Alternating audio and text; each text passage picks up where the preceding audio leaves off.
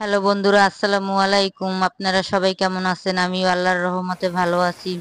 তো আজকে আপনারা তো দেখতেই পারছেন থাম্বনেইলে আজকে কি রান্না করব। তো আপনারা দেখতে থাকেন। আজকে ঝাল ঝাল করে গরুর মাংস রান্না করব। তা প্রথমে চুলায় একটা প্যান বসিয়ে দিয়েছি, তারপর তেল দিয়ে দিয়েছি পরিমাণ মতন। এখন আমি পেঁয়াজ বাটা দিয়ে দিয়েছি। এখন আমি রসুন বাটাও দিয়ে দিয়েছি। এখন এগুলো ঘেরান না যাওয়া পর্যন্ত এখন আমি ভেজে নিব। তো আপনারা আমার ভিডিওটা দেখতে থাকেন, আমি গরুর মাংসটা কিভাবে রান্না করতেছি। এখন আমি আদা বাটা দিয়ে দিয়েছি।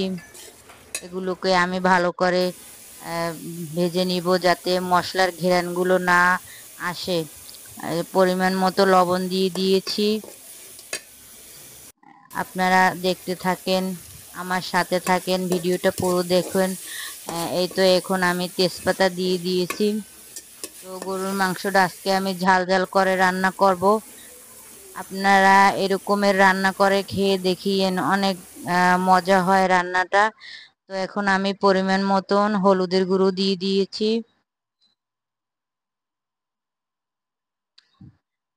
এখন আমি আহ, পরিমাণ মতো মরিচের গুঁড়োটা দিয়ে দিব। মরিচের গুঁড়োটা একটু বেশি দিয়ে দিব যাতে যেন একটু ঝাল ঝাল হয়।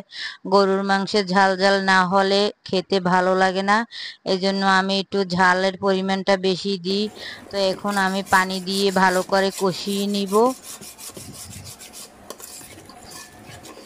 মশলাগুলো লেগেছিল গরুর গায়ে, এখন আমি সেগুলো সবগুলো একসাথে করে ভালো করে মিশিয়ে নিচ্ছি।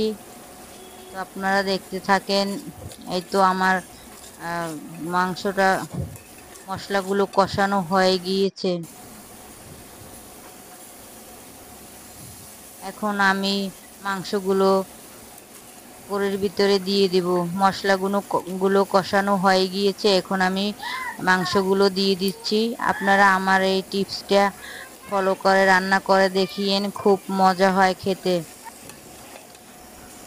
মাংসগুলো দেওয়া হয়ে গিয়েছে, এখন আমি মাংসগুলো ভালো করে কষিয়ে নিব। মশলাগুলো যেন মাংসের গায়ে লেগে লেগে যায়। সবগুলো মাংস উল্টিয়ে দিচ্ছি, উল্টিয়ে ভালো করে নেড়ে দিচ্ছি। আপনারা দেখতে থাকেন। মাংসর গায়ে মশলাগুলো লেগে গেছে, এখন আমি ঢেকে রাখবো 5 মিনিটের জন্য। ডেকে রাখছি। এই তো এখন উঠিয়ে ফেলছি ঢাকনাটা। এখন আমি দারচিনির ছাল, এলাচ, লবঙ্গ এগুলো দিয়ে দিচ্ছি। দিয়ে এখন ভালো করে নেড়ে দিব।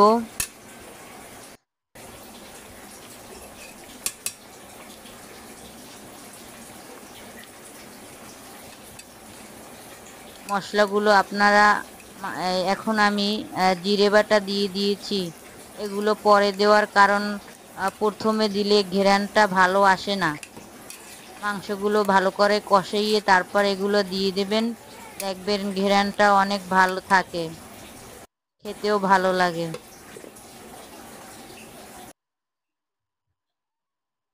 এই তো আমার কষানো শেষ, এখন আমি এখানে পরিমাণ মতো মৌ দিয়ে দিব।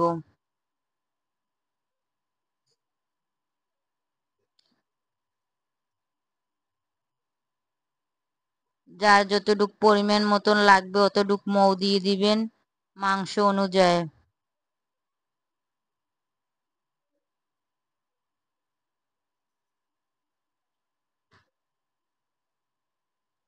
এই তো আমার রান্নাটা হয়ে গিয়েছে, দেখুন বন্ধুরা কালারটা কি সুন্দর আসছে। এই তো আমার রান্নাটা শেষ। ভালো লাগলে সবাই আমার পাশে থাকবেন।